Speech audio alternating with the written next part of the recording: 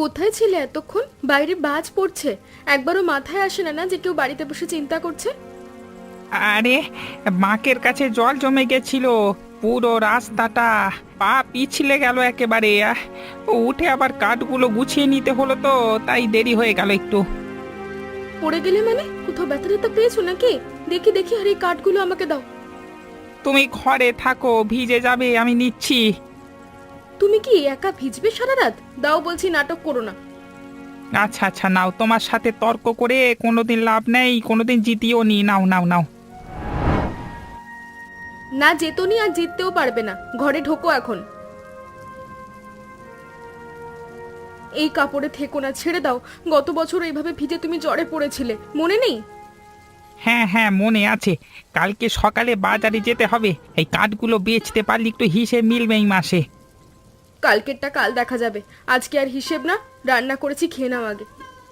কি রান্না করলে? মুরগির ঝোল। সকালে হাটে গিয়েছিলাম, একটু মাংস পেলাম, ভাবলাম আজকে করি। মীরা, সারাদিন একা থাকো, রাত করে ফিরি, তারপরও দরজায় দাঁড়িয়ে অপেক্ষা করো। কিছু মনে করো না গো, তোমাকে এত চিন্তা দিই, এত কষ্ট দিই। অভিযোগ করলে কি বৃষ্টি কমতো? চলো, তরকারি ঠান্ডা হয়ে যাচ্ছে, তাড়াতাড়ি করে খেয়ে নি। সারাদিনের খাটাখাটনিতে তুমি অনেক ক্লান্ত হয়ে গেছো।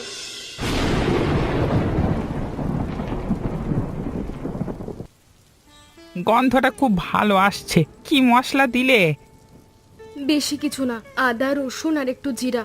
বাড়িতে যা ছিল তাই দিয়েই করেছি। তুমি অল্প মশলায় যা রান্না করো, বেশি মশলায় অনেকেতে পারে না। বেশি মশলা কিনবো কোথা থেকে? যা আছে তাই দিয়েই চালাতে হয়। সেটা বলছি না, সত্যি বলছি, গ্রামে কেউ তোমার মতো রাঁধতে পারে না। ভাগ্য করে একটা বউ পেয়েছি বটে, হাতের রান্না একেবারে অসাধারণ। থাকো তো, কাপড়টা ঠিক মতো মেলো, না হলে কাল শুকোবে না।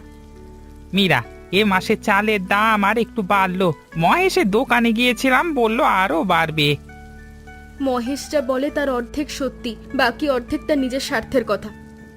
তা ঠিক, লোকটা ভালো না, কিন্তু গ্রামে ওর দোকান ছাড়া আর উপায়ও নেই। উপায় বের হবে, আপাতত বসো, দেখো কেমন খেতে হয়েছে রান্নাটা। হ্যাঁ, এইটাই দরকার ছিল। তুমি খাবে না? খাচ্ছি, তুমি শুরু করো। শোনো শোনো, আমি বলছি তোমাদের, পাহাড়ের ওই উত্তর দিকের জমিটা এখনো না কিনলে পরে পস্তাবে। আমি খোঁজ নিয়ে দেখেছি, ওখানে রাস্তা হবে কিছুদিনের মধ্যে। রাস্তা হলে জমির দাম 3 গুণ হয়ে যাবে। তা কত টাকা লাগবে মহেশদা?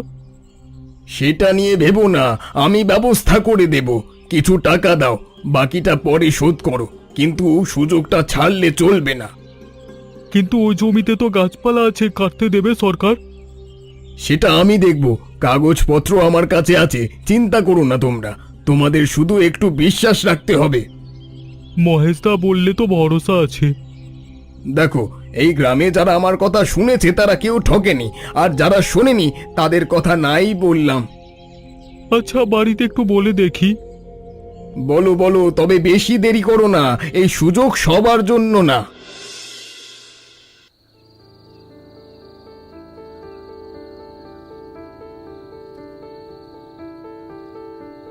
এই, কেউ আছেন ভেতরে? শুনতে পাচ্ছেন? এই ভাই, চোখ খুলুন, আমি আছি। এই এই- এই যে। মাথায় লেগেছে। ঠিক আছে ঠিক আছে, আমি বের করছি, একটু সহ্য করুন। পাটা নাড়াতে পারছি না ঠিক মতো। হাসপাতাল এখান থেকে অনেক দূর, এই বৃষ্টিতে রাস্তাও খারাপ। আমার বাড়িতে চলুন আগে, আপনাকে এই অবস্থায় নিয়ে যাওয়া যাবে না। না না, আপনাকে কষ্ট দিতে চাই না। কষ্টের কথা এখন না, আপনাকে এখানে রেখে যাওয়া যাবে না। উঠুন উঠুন, হাত দিন আমার কাঁধে। গাড়িতে একটা ব্যাগ ছিল, সমস্ত যাবতীয় জিনিসপত্র ছিল। আপনি কোনো চিন্তা করবেন না, আমি সব নিয়ে যাব। আপনার শরীরটা খারাপ, আপনি তাড়াতাড়ি চলুন।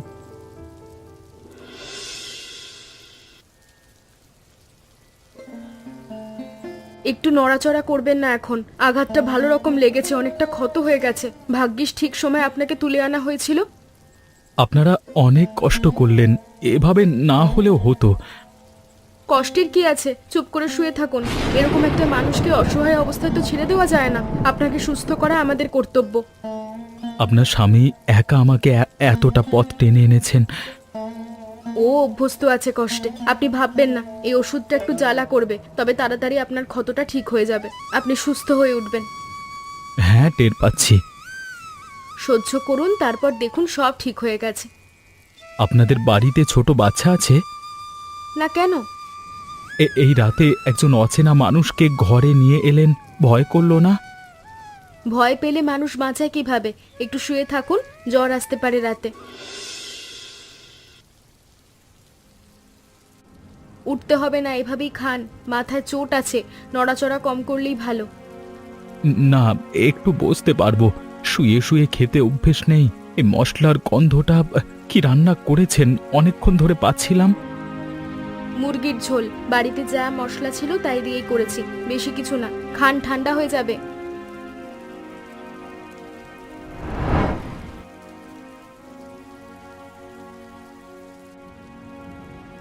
কি হলো, রান্না ঠিক হয়নি? একটু নুন কম হয়েছে কি? না না, ঠিকই আছে, বরং অনেক ভালো হয়েছে। আসলে অনেক দিন পর এরকম খাবার খেলাম তো, তাই একটু থমকে গেলাম। অনেক দিন মানে? বাড়িতে রান্না হয় না? বাড়িতে একা থাকি, নিজে রাঁধি, কিন্তু এই স্বাদটা আর পাই না। আমার মা রাঁধতেন ঠিক এইভাবে। আদা রসুনের এই গন্ধটা, ঝোলের এই রংটা একদম এক। মা এখন রাঁধেন না? উনি নেই, বছর সাথে হয়ে গেল। তারপর থেকে এই স্বাদটা আর পাইনি কোথাও। আর একটু নেবেন? হাঁড়িতে আছে এখনো। হ্যাঁ, নেব, যদি কষ্ট না হয়।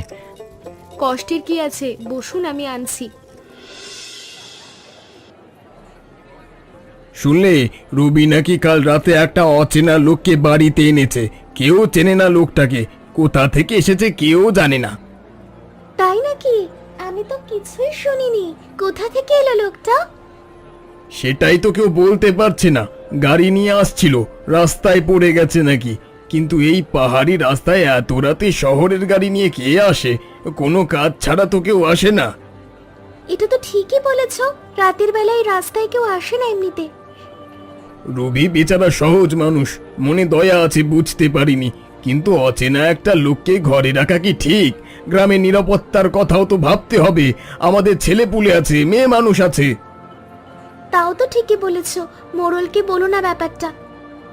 বলবো, অবশ্যই বলবো, কিন্তু তার আগে তোমরা সবাই একটু সতর্ক থেকো। কে কোথা থেকে আসছে, কেন আসছে, কার সাথে মিশছে, এসব একটু খেয়াল রাখো। গ্রামের মানুষকে গ্রাম রক্ষা করতে হবে। হ্যাঁ, সেটা তো ঠিকই। আচ্ছা, লোকটা দেখতে কেমন? শহরের মানুষ বোঝা যায়, কিন্তু আসল পরিচয় কেউ জানে না। রবিও জানে না বলে মনে হয়। এটাই তো চিন্তার কথা।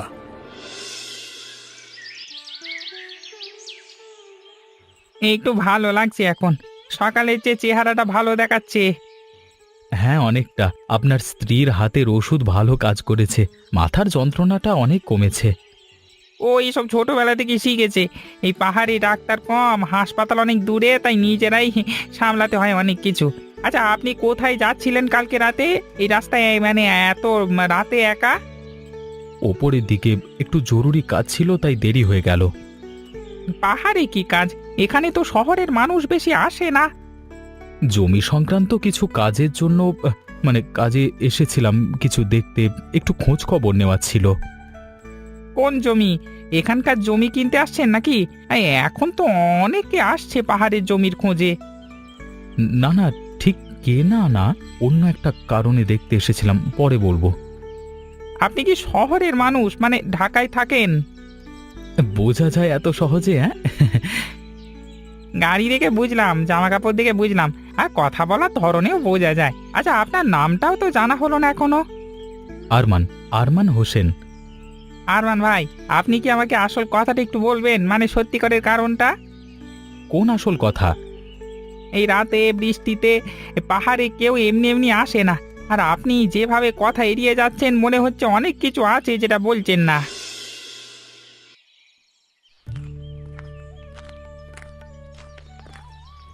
ঘর থেকে বের হলেন, পা ঠিক আছে তো? একা একা কিন্তু বের হওয়াটা ঠিক হয়নি। পা ঠিকই আছে, একটু ভালো লাগছিল তাই বের হলাম। ঘরের মধ্যে বসে থাকতে ভালো লাগছিল না। আপনাদের এত কষ্ট দিচ্ছি। কষ্টের কথা বলবেন না বারবার। মাথা ঘুরছে না তো? ওষুধ খেয়েছেন সকালে? হ্যাঁ, খেয়েছি। মাথা ঠিকই আছে। এই পাহাড়টা সত্যি অনেক সুন্দর। ভোরবেলায় দেখতে আরো ভালো লাগছে। হ্যাঁ, আমরা এখানেই জন্মেছি, এখানেই বড় হয়েছি। এই পাহাড়া ছাড়া অন্য কোথাও থাকার কথা ভাবতে পারি না। এই গাছপালাগুলো, এগুলো কি সব পুরনো? এত বড় গাছ এখন আর বেশি দেখা যায় না। অনেক পুরনো। কোনোটা আমার দাদার আমলের আগে। বাপদাদারা বলতেন এই গাছগুলো এই পাহাড়ের প্রাণ। কেন জিজ্ঞেস করছেন এগুলো? এমনি এরকম গাছ দেখলে মনটা ভালো হয়ে যায়, আর মনে হয় এগুলো যেন টিকিয়ে রাখা দরকার। দেখা যায় না কারণ মানুষ কেটে ফেলে। লোভ দেখালেই কেটে দেয়, কেউ একটুও ভাবে না। আপনারা এত করছেন আমার জন্য, আর কি করবেন? আপনি বারবার এই কথা কেন বলছেন? যথেষ্ট কি অযথেষ্ট সেটা আমরা বুঝবো।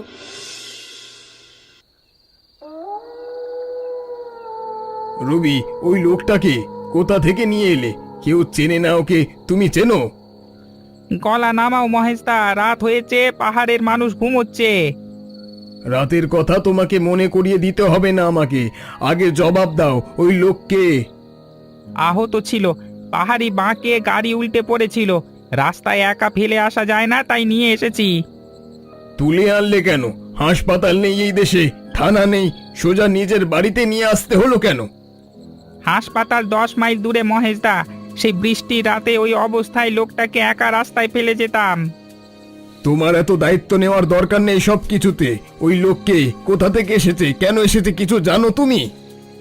এখন জানি না, সুস্থ হলে কথা হবে, তখন জানবো। ততক্ষণে কি হবে সেটা ভেবেছো? গ্রামে কোনো ঘটনা ঘটলে দায় কে নেবে? তুমি নেবে? গ্রামের নিরাপত্তার এই চিন্তাটা তোমার হঠাৎ হলো কেন মহেশদা? এই পাহাড়ে এত বছর ধরে আছো, এই চিন্তা আগে কোনোদিন দেখিনি তোমার মধ্যে, আজকে হঠাৎ এলো কোত্থেকে? মানে আমি গ্রামের ভালো চাই। গ্রামের ভালো চাইলে রাত করে দরজায় এসে চিৎকার না করে কালকে সকালে আসতে। এখন যাও। কি ব্যাপার? কি সমস্যা হয়েছে? এত রাতে এই চিৎকার কেন? আপনি কে?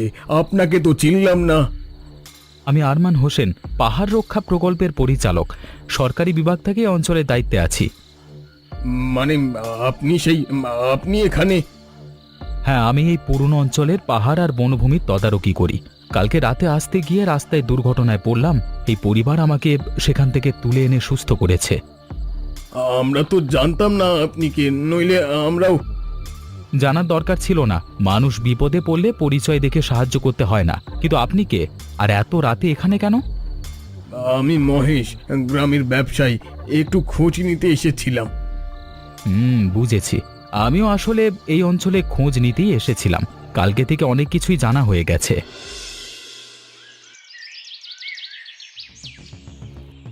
মোড়ল সাহেব, এই কাগজগুলো একটু দেখুন তো। এগুলো সরকারি নথি, আদালতে দাখিল করা হবে। এগুলো কিসের কাগজ? এত সরকারি ছাপ কেন এতে? এই পাহাড়ের উত্তর দিকের যে জমি আছে, সেখানে অবৈধভাবে গাছ কাটবার পরিকল্পনা হচ্ছিল। এই নথিতে সব আছে, কে পরিকল্পনা করেছে, কিভাবে করেছে, কাদের সাথে মিলে করেছে। কে করেছে এটা? গ্রামের কেউ? মহেশ সাহেব, তিনি গ্রামের মানুষদের জমি কেনবার লোভ দেখিয়ে আসলে নিজে পাহাড় কেটে কাঠ বিক্রি করবার পরিকল্পনা করেছিলেন। গ্রামের মানুষের টাকাও নেওয়া হতো, পাহাড়ও কাটা হতো, কিন্তু কেউ কিচ্ছু পেত না। এটা কি সত্যি নিশ্চিত? মহেশ তো এই গ্রামে অনেক বছর ধরে আছে। সম্পূর্ণ নিশ্চিত। আমি 3 মাস ধরে এই অঞ্চলে তদন্ত করছি। এই কাগজগুলোতে তার সই আছে, তার যোগাযোগের প্রমাণ আছে, সব আছে। এগুলো আদালতে যাবে। আমরা কিছুই বুঝতে পারিনি। সে আমাদের কাছে বিশ্বাসের মানুষ ছিল। এইভাবেই হয়, বিশ্বাসের সুযোগ নিয়েই এই কাজ করা হয়। তবে এখন থেকে সতর্ক থাকবেন। এই পাহাড় আপনাদের, এটা রক্ষা করবার দায়িত্ব আপনাদের। যদি কেউ পাহাড়ের জমি নিয়ে কোনো প্রলোভন দেখায়, সরাসরি আমাদের জানাবেন। তোমরা সবাই এভাবে চুপ করে দাঁড়িয়ে আছো? এত বছর একসাথে ছিলাম, কেউ একটা কথাও বলবে না? এই গ্রামে আমি কত কিছু করেছি, বন্যায় সাহায্য করেছি, অসুখে ওষুধ এনে দিয়েছি, সব ভুলে গেলে?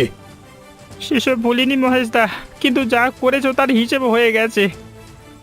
আমি তোমাদের ভালোর জন্যই বলছিলাম, জমি কিনলে সবার লাভ হতো। পাহাড় কেটে আমাদের ভালো হতো না, তুমি নিজে সেটা জানতে। আমাদের টাকা নিয়ে তুমি লোভ করতে, পাহাড় শেষ হতো। আমার কথাটা শোনো একবার। আর শোনবারও কিছু নেই, যাও।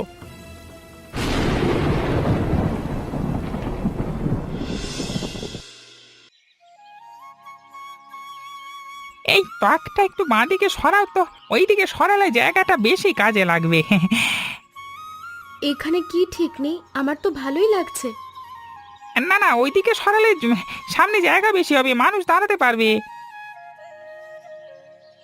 এখন হ্যাঁ, এইবার ঠিক আছে। আরমান ভাই বললেন এইদিকে রাস্তা হবে কিছুদিনের মধ্যে। তা রাস্তা হলে মানুষজন আসবে, দোকান চলবে ভালো করে, তাই না? আসুক, আমরা তো আছি, কাজ করে খাবো। তোমার ঝোলটাও রাখবে দোকানে। দেখা যাক না, আগে দোকান দাঁড়াক। দেখা যাক মানে? আরমান ভাই নিজেই বললেন তোমার ঝোলের কথা সবাইকে বলবেন, এই সুযোগ ছাড়া ঠিক হবে না। লোকে নিজে খেয়ে ভালো না বললে অন্যে বললে কি লাভ? মুখে মুখে ছড়ালেই তো হবে না। ভালো বলবে, চিন্তা করো না। তুমি রাঁধলে কেউ খারাপ বলেনি কোনোদিন। তুমি পক্ষপাত দুষ্ট মানুষ, তোমার কথায় কাজ নেই। পক্ষপাত দুষ্ট হলেও মিথ্যে বলছি না। ঝোল রাখো দোকানে, দেখো কি হয়।